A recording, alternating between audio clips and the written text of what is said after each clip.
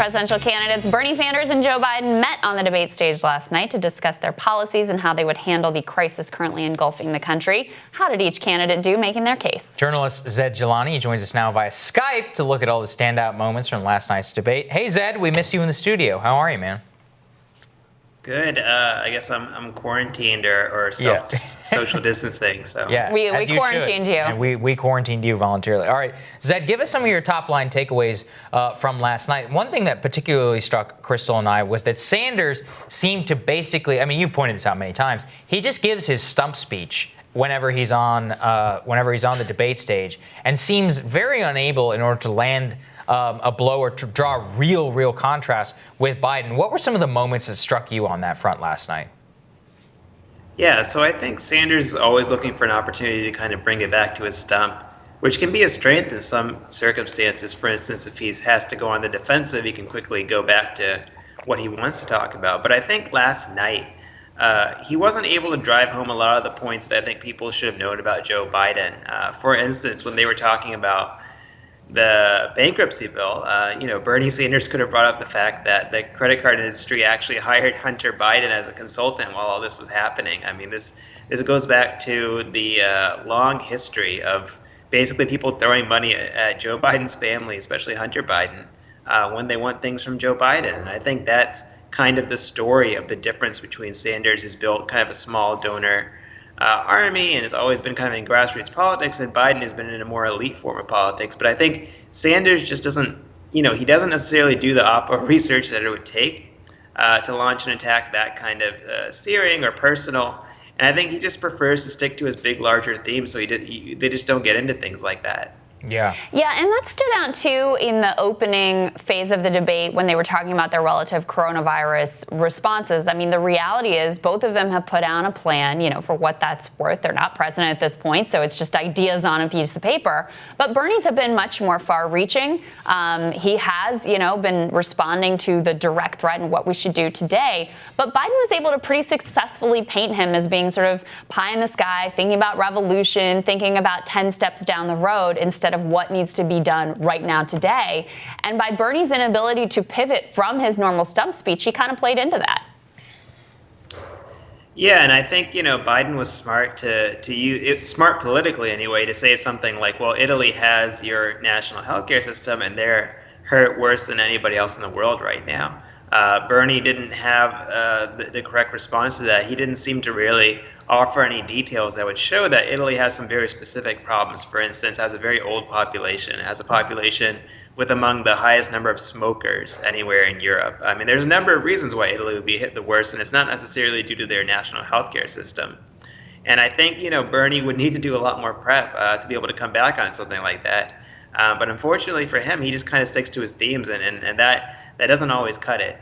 Mm-hmm. And one thing that struck me, Zed, was Biden appearing so out of touch with our current moment when he was defending the 2008 bailout section. I mean, that was like, he did the classic one I've heard in Washington now for so years. Oh, the banks paid it back. It worked. He tried to tie the auto bailout to the financial bailout. As I think we all know, those are two very separate things. What did you make of that moment in particular?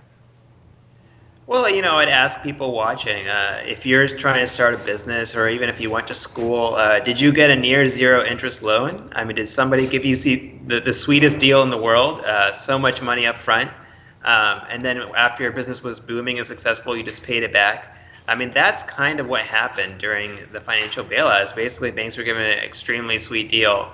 And yeah, they paid it back. They paid it back because they're all bigger than ever now. I mean, they're all very successful as a result of not only the TARP bailout, but also the Federal Reserve's actions.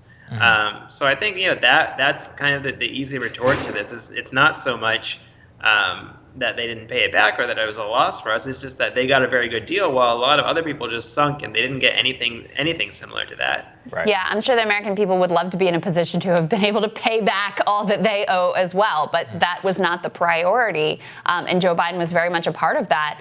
What does that indicate in terms of how he likely would respond if he does take the reins in November? And I think it looks very clear and very possible that we will be dealing with massive economic fallout here for a long time to come.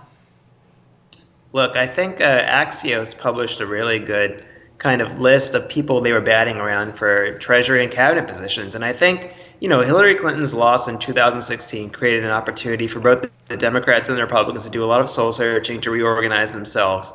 As a result of Trump's election, I think Democrats won a lot of places down ballot. It's not out of possibility that they'll win the Senate. But it's up to the person who becomes the president to be able to take the opportunity to actually utilize that moment. And I think that cabinet list that was kind of leaked, or a group of people that they're basically considering of installing into the administration, it suggests that they haven't really learned that much at all, and they're not really going to utilize the moment. And we're talking about a possible Jamie Dimon as Treasury Secretary, a number of other people like that. And actually, one of the people I saw on the list, I had heard a rumor about them elsewhere, so actually I found the list to be somewhat credible.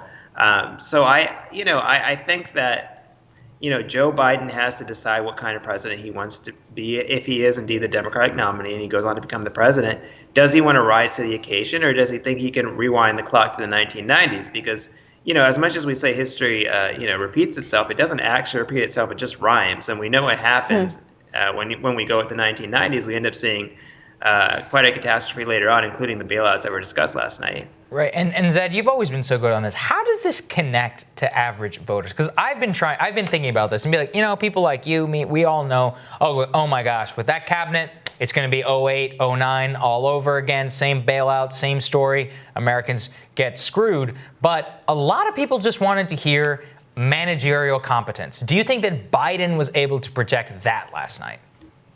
I do think he was, and I think that's a mistake the Sanders campaign is making. I mean, at one point I saw them tweet something like, we don't want to go back to normal because normal is X, Y, and Z, and X, Y, and Z is including like number of people uninsured, so on and so forth.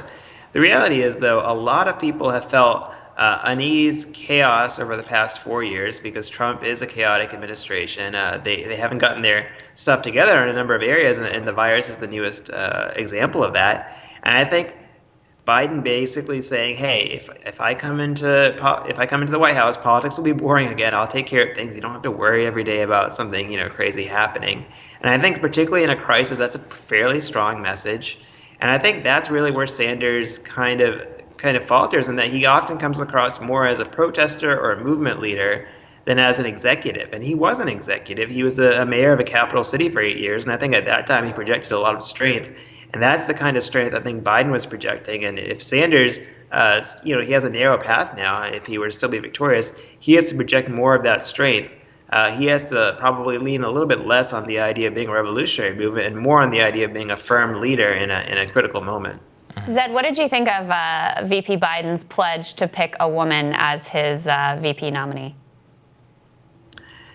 Well, certainly. I mean, I think in the 1980s, also Walter Mondale picked a female nominee for vice president, and I think that's something a lot of people would certainly be open to today. At this point, we have women being elected up and down the ballot, every place in America, conservative parts of America, liberal parts of America. But I don't think that means that you should just arbitrarily say, I'll just pick a woman, any woman. Like, that's the criteria. It's just to pick somebody of some a certain gender. I mean, it's kind of patronizing in a way.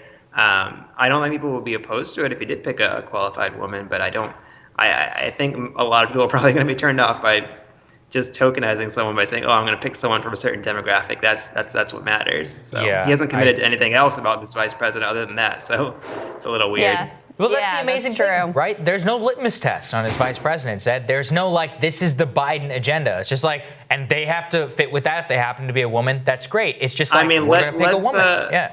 Let's remember that the point of government is for the person who is there to represent your values, your vision, and to do what you want, right? They're basically your employee, right? They're not there just to represent an archetype like, this is the president of all women, or this is the president of all men, or of all so on and so forth. No, it's the president or the vice president for everybody. So what really matters is what they would do, not necessarily who they are.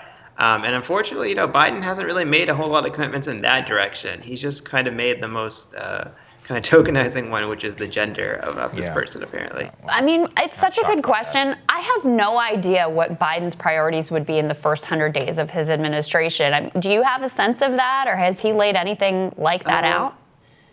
It's difficult to say. He really hasn't laid it out throughout the campaign, although I think, unfortunately, due to the pandemic, that would probably be a lot of his priority, would just be repairing economic damage. I imagine there would be some kind of stimulus related to that, and I think also, a year from now, we should be looking at a vaccine or something, so we'll probably be talking about how to distribute that. I think it's sort of like Obama's presidency in that he ended up dealing with an economic catastrophe and that ate up a lot of his political capital. And unfortunately, the same thing may end up happening to Biden.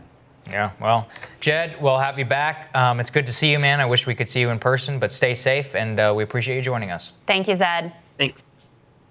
Coming up, so how's the Illinois Democratic Party preparing for Tuesday's primary election? We're going to dive into that when Rising continues.